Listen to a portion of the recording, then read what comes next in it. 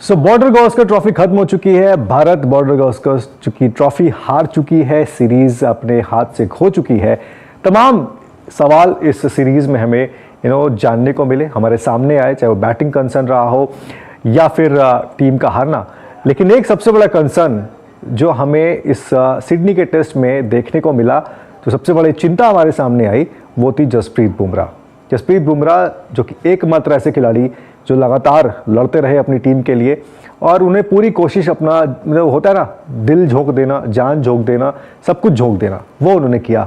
लंबे लंबे स्पेल्स डाले, भारतीय टीम को जिताने की कोशिश की, कामयाब भी हुए कुछ हद तक। लेकिन कब तक, क्योंकि वो एकमात्र ऐसे खिलाड़ी थे जिनके ऊपर में लगभग सारा प्रेशर था।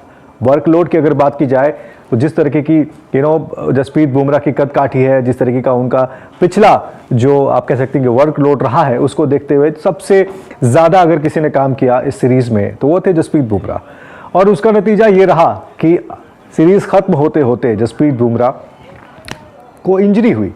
हमें सबको याद है वो विजुअल्स, जब वो बीच मैदान से बाहर चले गए थे, हॉस्पिटल गए, उनका स्कैन हुआ और उसके बाद से वो आखिरी दिन, जिस दिन मैच ख़त्म हुआ, वो फील्ड पर नहीं आए, जिसका नतीजा ये हुआ कि वो छोटा सा टारगेट भी इंडिया डिफेंड नहीं कर पाई और रिजल्ट जो है वो हम सबको पता है।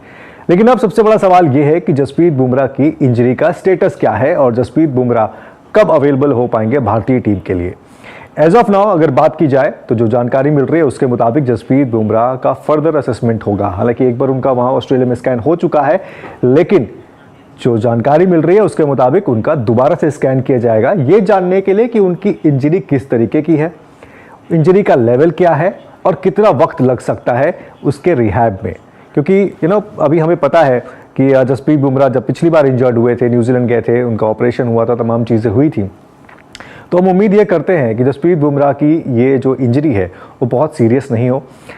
लेकिन वही है कि फाइनल कॉल तभी लिया जाएगा जब एग्जैक्ट जानकारी होगी बीसीसीआई के पास कि किस तरीके की इंजरी है, उसका लेवल क्या है और कब तक जसप्रीत बुमराह फील्ड से बाहर रहेंगे अपने रिहैब के लिए। क्योंकि कोई नहीं चाहेगा कि जसप्रीत बुमराह जैसा खिलाड़ी वो प्रॉपर रिहैब ना करे, उसकी इंजरी पूरी तरीके से हील नहीं हो और वो मैदान पर आए। खुद जसप्रीत बुमराह भी ये कभी नहीं चाहेंगे कि जब तक वो कंप्लीटली फुली फिट नहीं हो, मैच फिट नहीं हो, तब तक वो वापस से मैदान में आए।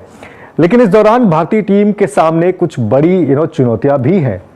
इंग्लैंड आ रही है इंडिया, चलिए T20s में उनको आराम दिया जाएगा और पहले से ही तय था कि जसप्रीत बुमराह वो T20 मैचेस नहीं खेलेंगे।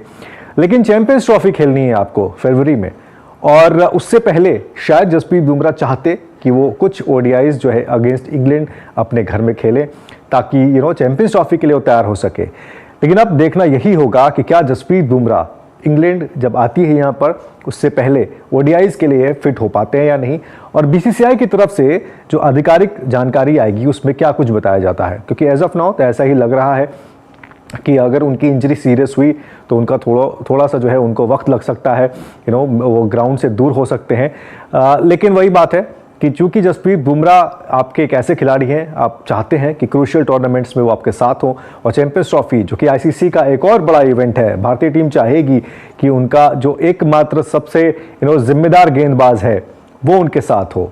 तो अब सवाल यही है कि उनकी इंजरी पर BCCI की तरफ से क्या जो है वो जानकारी आती है।